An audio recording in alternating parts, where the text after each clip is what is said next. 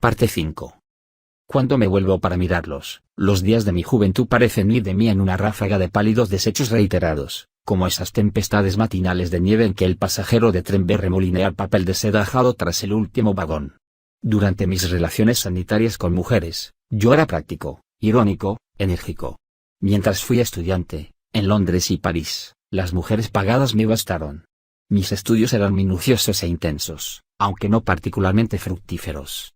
Al principio proyecté graduarme en psiquiatría, como hacen muchos talentos manques. Pero ni para esto servía, un extraño agotamiento me atenazaba. Doctor, me siento tan oprimido.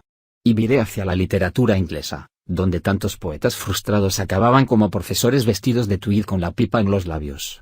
París me sentaba de maravilla. Discutía películas soviéticas con expatriados. Me codeaba con uranistas en Deux Magots. Publicaba tortuosos ensayos en diarios oscuros. Componía pastiches.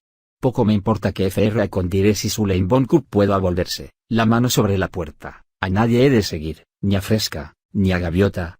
Los 6 o 7 entendidos que leyeron mi artículo, el tema proustiano en una carta de Keats a Benjamin Bailey, rieron entre dientes. Inicié una historia abrégée de la poesía anglaise por cuenta de una importante editorial y después empecé a compilar ese manual de literatura francesa para estudiantes de habla inglesa, con comparaciones tomadas de las letras inglesas, que habría de ocuparme durante la década del 40 y cuyo último volumen estaba casi listo para la imprenta por la época de mi arresto. Encontré trabajo, enseñaba inglés a un grupo de adultos en Hauteville. Después, una escuela de varones me empleó durante un par de inviernos.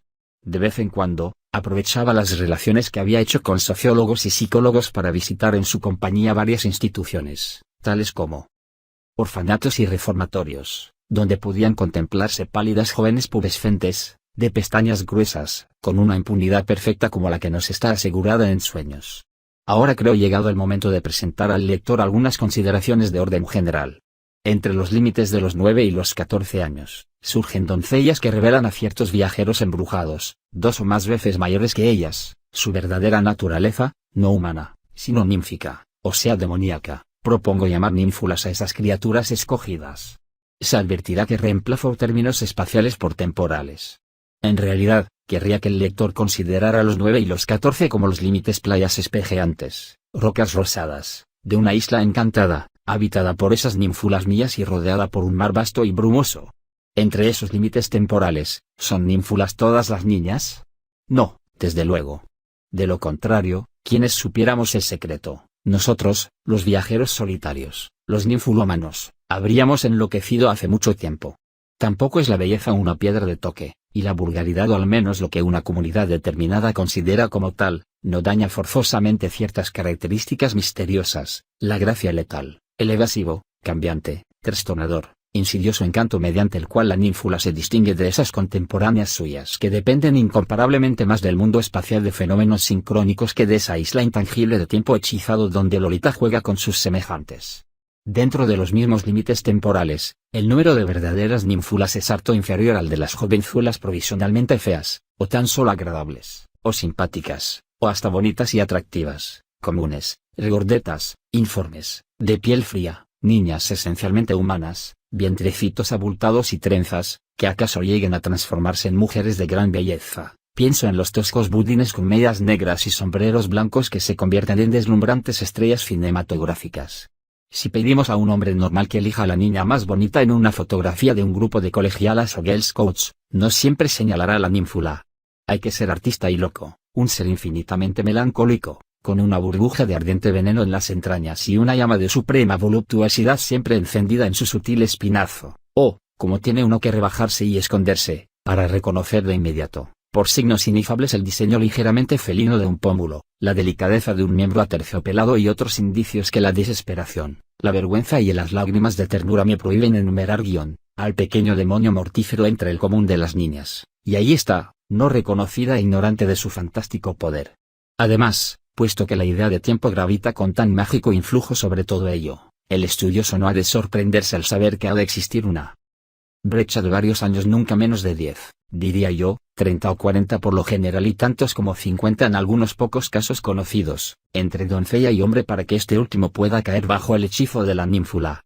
Es una cuestión de ajuste focal, de cierta distancia que el ojo interior supera contrayéndose y de cierto contraste que la mente percibe con un jadeo de perverso deleite. Cuando yo era niño y ella era niña, mi pequeña Annabel no era para mí una ninfula, yo era su igual, un faununcro por derecho propio, en esa misma y encantada isla del tiempo, pero hoy, en septiembre de 1952, al cabo de 29 años, creo distinguir en ella el elfo fatal de mi vida. Nos queríamos con amor prematuro, con la violencia que a menudo destruye vidas adultas. Yo era un muchacho fuerte y sobreviví, pero el veneno estaba en la herida y la herida permaneció siempre abierta. Y pronto me encontré madurando en una civilización que permita a un hombre de 25 años cortejar a una muchacha de 16, pero no a una niña de 12.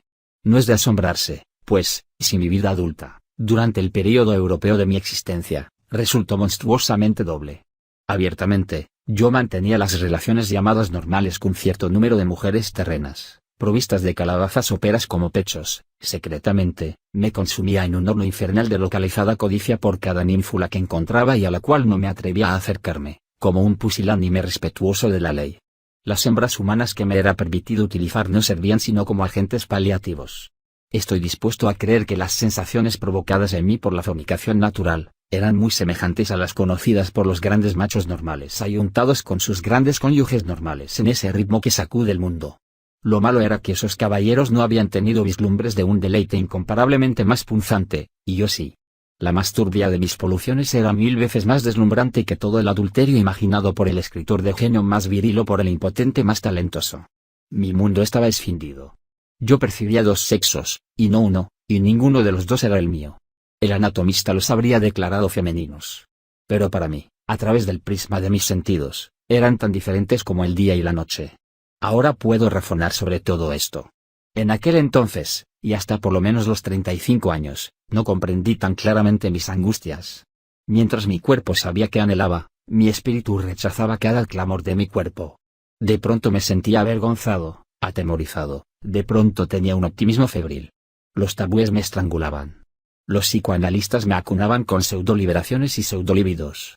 El hecho de que para mí los únicos objetos de estremecimiento amoroso fueran hermanas de Annabel, sus doncellas y damas de honor, se me aparecía como un pronóstico de demencia.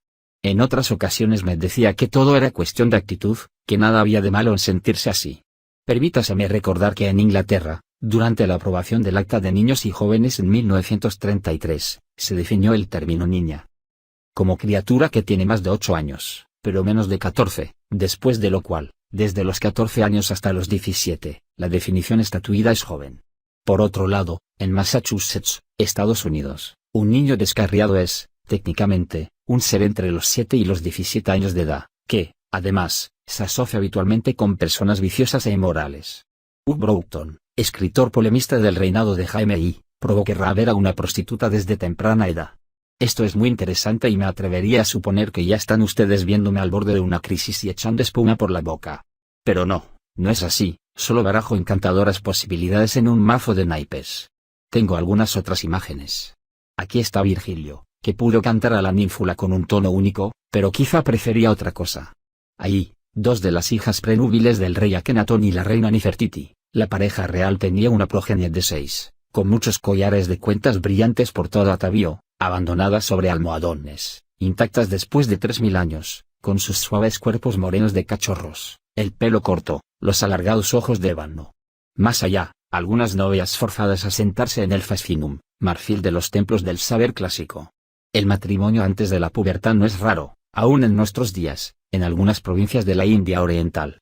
Después de todo, Dante se enamoró perdidamente de su Beatriz cuando tenía ya 9 años, una chiquilla rutilante, pintada y encantadora, enjollada, con un vestido carmesí. Y eso era en 1274, en Florencia, durante una fiesta privada en el alegre mes de mayo. Y cuando Petrarca se enamoró locamente de su Laura, ella era una ninfula rubia de 12 años que corría con el viento, con el polen, con el polvo, una flor dorada huyendo por la hermosa planicie al pie del Vaucluse. Pero seamos decorosos y civilizados, Humbert hacía todo lo posible por ser correcto. Y lo era de veras, genuinamente.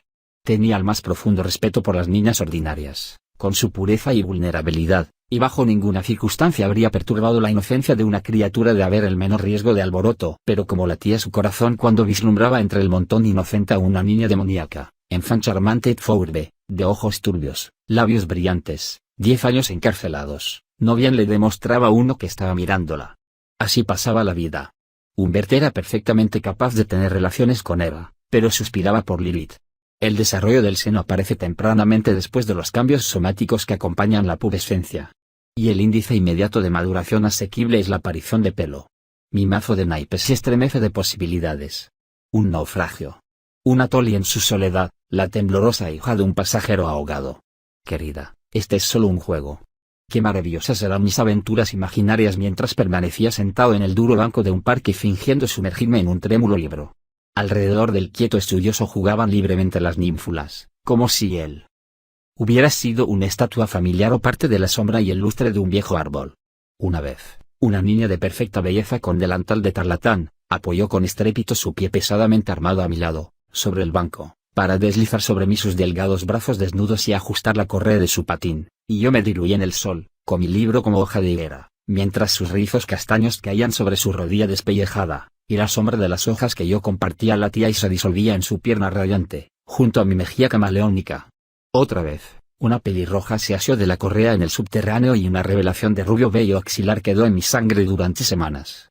Podría enumerar una larga serie de esas diminutas aventuras unilaterales. Muchas acababan en un intenso sabor de infierno. Ocurría, por ejemplo, que desde mi balcón distinguí una ventana iluminada a través de la calle y lo que parecía una ninfula en el acto de desvestirse ante un espejo cómplice. Así aislada, a esa distancia, la visión adquiría un sutilísimo encanto que me hacía precipitar hacia mi solitaria gratificación. Pero repentinamente, aviesamente, el tierno ejemplar de desnudez que había adorado se transformaba en el repulsivo brazo desnudo de un hombre que leía su diario a la luz de la lámpara, junto a la ventana abierta, en la noche cálida, húmeda, desesperada del verano. Saltos sobre la cuerda, rayuela. La anciana de negro que estaba sentada a mi lado, en mi banco, en mi deleitoso tormento, una ninfula buscaba a tientas, debajo de mí, un guijarro perdido, me preguntó si me dolía el estómago. Bruja insolente. Ja, dejadme solo en mi parque pubescente, en mi jardín musgoso. Dejadlas jugar en torno a mí para siempre. Y que nunca crezcan.